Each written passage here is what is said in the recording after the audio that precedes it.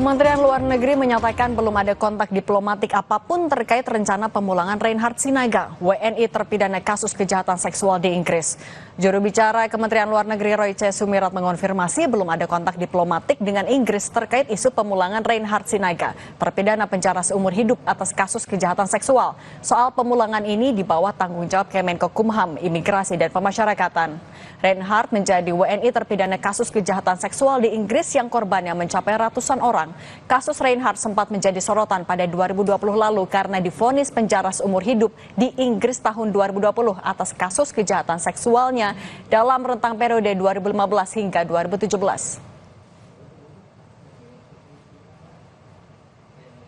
As of now itu, seingat saya, it is confirmed ya, bahwa pemerintah Indonesia dalam hal ini Kementerian Luar Negeri belum mendapatkan komunikasi resmi diplomatik apapun mengenai rencana pemulangan ini. Jadi mungkin teman-teman sebaiknya bisa juga melakukan paralel kontak dengan teman-teman perwakilan dari Kemenkokumham, Imigrasi dan Pemasyarakatan yang menjadi focal point dari penanganan isu ini terkait dengan dinamika. Sebelumnya terpidana kasus kejahatan seksual di Inggris Reinhard Sinaga diisukan akan dikembalikan ke Indonesia.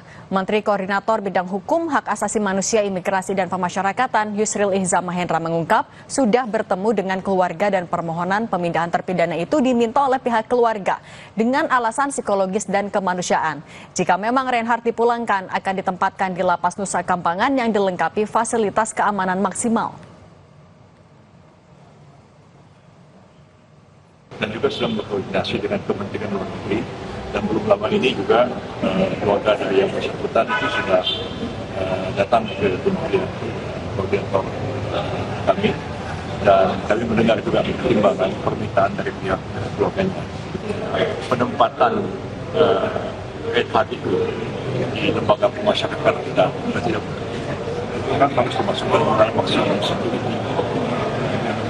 Ada untuk itu, ada di Nusa Kambangan. Presiden Prabowo memberikan pengarahan untuk sekitar 1.000 perwira menengah dan perwira tinggi yang menjabat komandan satuan di TNI